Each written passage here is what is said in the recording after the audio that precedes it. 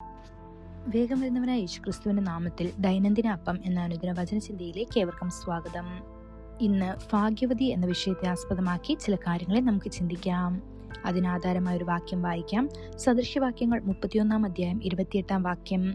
അവളുടെ മക്കൾ എഴുന്നേറ്റ് അവളെ ഭാഗ്യവതി എന്ന് വിളിക്കുന്നു.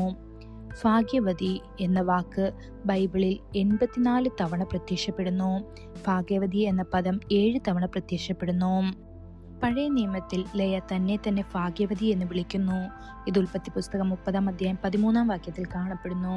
പുതിയ നിയമത്തിൽ മറിയയും തന്നെ ഭാഗ്യവതി എന്ന് വിളിക്കുന്നത് നാം കാണുന്നു. ഇത് ലൂക്കോസ് 1 അധ്യായം 48 വാക്യത്തിൽ കാണപ്പെടുന്നു. മറിയയെ ഭാഗ്യവതി എന്ന് വിളിക്കുന്നതിന് 3 പ്രധാന കാരണങ്ങളുണ്ട്.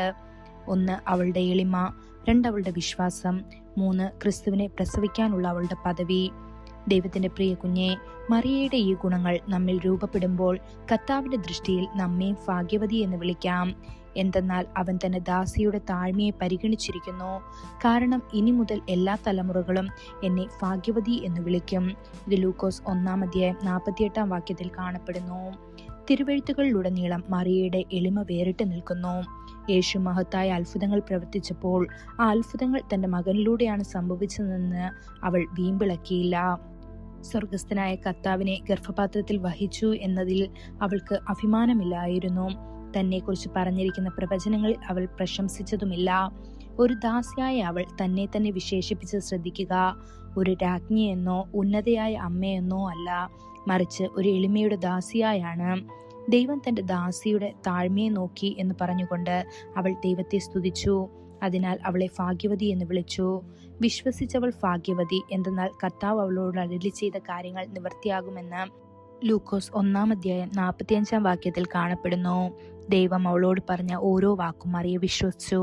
അതുകൊണ്ടാണ് തിരുവെഴുത്ത് അവളെ ഭാഗ്യവതി എന്ന് വിളിക്കുന്നത്. പ്രിയപ്പെട്ട ദൈവമക്കളെ, കർത്താവ് നിങ്ങൾക്കൊരു വാഗ്ദാനം നൽകുമ്പോൾ, അവൻ നിങ്ങളുടെ ജീവിതത്തിലേക്ക് എന്തെങ്കിലും പറയുമ്പോൾ അത് മുറുകെ പിടിക്കുക. ആകാശവും ഭൂമിയും കടന്നു പോകും, എന്നാൽ അവന്റെ വാക്കുകൾ ഒരിക്കലും കടന്നു പോകുകയില്ല. ഒരു ദിവസം യേശു സംസാരിച്ചു കൊണ്ടിരിക്കുമ്പോൾ ഒരു സ്ത്രീ വിളിച്ചു പറഞ്ഞു, നിന്നെ പ്രസവിച്ച ഗർഭപാത്രം ഭാഗ്യവതി. സത്യമായും മറിയ അനുഗ്രഹിക്കപ്പെട്ടവളായിരുന്നു. എന്നാൽ ആ അനുഗ്രഹം അവൾക്ക് മാത്രമുള്ളതല്ല. ക്രിസ്തു ആത്മാക്കളിൽ രൂപപ്പെടുന്നതുവരെ ആത്മീയമായി കഷ്ടപ്പെടുകയും പ്രാർത്ഥിക്കുകയും ചെയ്യുന്ന ഓരോ വ്യക്തിയും അതേ അനുഗ്രഹത്തിൽ പങ്കുചേരുന്നു.